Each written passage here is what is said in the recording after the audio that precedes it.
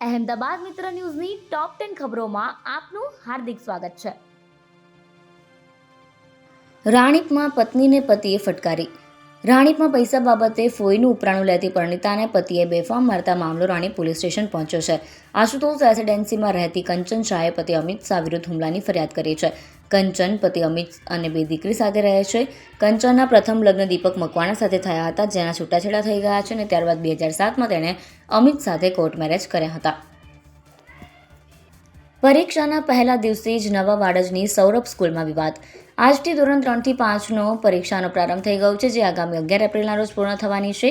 પરીક્ષાના પહેલા દિવસે જ નવા વાડજ વિસ્તારમાં આવેલ શાળામાં વિવાદ સર્જાયો. સૌરભ સ્કૂલમાં જે વિદ્યાર્થીઓ છેલ્લા સેમેસ્ટરની ફી ન ભરનાર વિદ્યાર્થીઓને બહાર ઊભા રાખવામાં આવ્યા.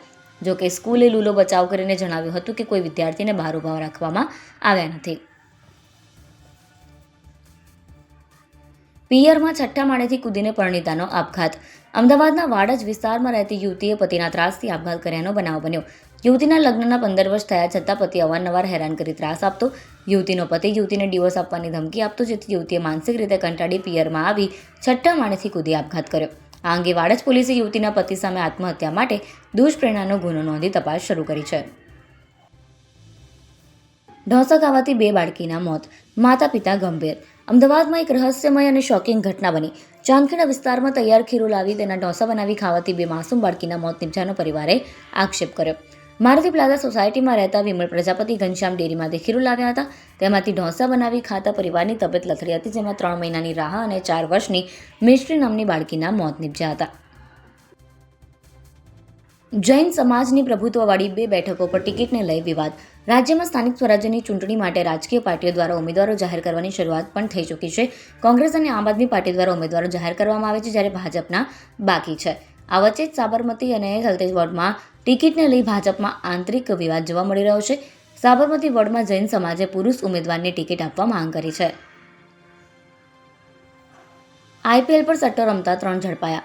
આઈપીએલ ચાલી રહી છે ત્યારે મેચ પર મોટા પ્રમાણમાં સટ્ટો રમાઈ રહ્યો છે. અમદાવાદ પોલીસે એસજી હાઈવે ઘાટલોડિયા અને સોલામાંથી જાહેરમાં સટ્ટો રમતા 3 આરોપીઓની ધરપકડ કરી છે.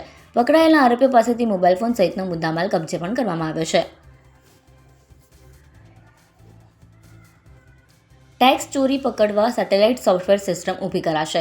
ગુજરાતના આવકવેરા વિભાગ અને ઇસરો વચ્ચે ટેક્સ સંબંધિત માહિતીના આદાન પ્રદાન માટે એમઓયુ થયા છે. એમઓયુ મુજબ એક સોફ્ટવેર ટૂલ્સ કે મોડેલ બનાવાશે, જે ટેક્સના વહીવટતંત્ર અને ટેક્સ નિયમોના પાલન માટે સેટેલાઇટ તસવીરનો ઉપયોગ કરશે, એટલે કે સેટેલાઇટ ડેટા દ્વારા કરચોરી પકડી પાડવામાં આવશે. પાકિસ્તાની ગેંગનો વોન્ટેડ આરોપી ઝડપાયો. ગુજરાત એટીએસ અને બનાસકાંઠા એસઓજીએ સંયુક્ત ઓપરેશન પાર પાડી પાકિસ્તાની ગેંગસ્ટર શહેજાદ ભટ્ટી ગેંગના સભ્ય અને ભારતના પંજાબ રાજ્યના ગ્રેનેડ કેસમાં વોન્ટેડ બિક્રમજીત સિંઘની ડીસામાંથી ધરપકડ કરી છે. આરોપી ગ્રેનેડની સપ્લાય અને સુરક્ષા એજન્સીઓના એકમ ઉપર ગ્રેનેડ મારફતે વિસ્ફોટ કરાવવાનું કામ કરતો હતો. હાલ આરોપી કેટલાય સમયથી ડીસા ખાતે એક ઢાબામાં છૂટક મજૂરી કામ કરી રહ્યો હતો. આરોપીની ધરપકડ કરી એટીએસે વધુ તપાસ હાથ ધરી છે.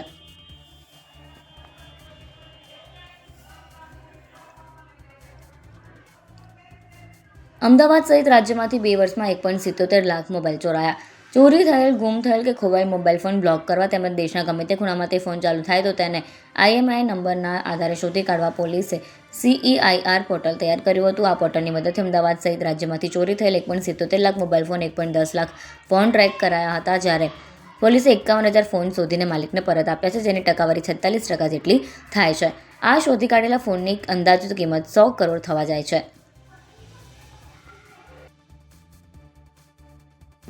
એસપી રિંગ રોડ પરથી 456 દારૂની બોટલ સાથે બુટલેગર ઝડપાયો. અમદાવાદ શહેરના મુહમ્મદપુરા તરફ જતા એસપી રિંગ રોડ પર આવેલ કેફેની સામે એક અવાવરૂ પ્લોટમાં એક ગાડીમાં દારૂ બિયરનો જથ્થો હોવાની સરખેજ પોલીસને બાતમી મળી હતી. પોલીસે તપાસ કરી એક આરોપી ગાડી તથા દારૂ બિયરનો જથ્થો ઝડપી પાડ્યો. આરોપી ખોટી નંબર પ્લેટ લગાવી ગાડીમાં જથ્થો ભરી લાવીને અમદાવાદમાં બુટલેગરને સપ્લાય કરતો હતો. સરખેજ પોલીસે કુલ 4.47 લાખનો મુદ્દામાલ કબજે કરી તપાસ હાથ ધરી છે. અહેમદાબાદ મિત્ર ન્યૂઝની યુટ્યુબ ચેનલને સબસ્ક્રાઇબ કરો અને બેલ આઇકન જરૂરથી દબાવો, જેથી મહત્વના સમાચાર આપના સુધી જલ્દીથી પહોંચે.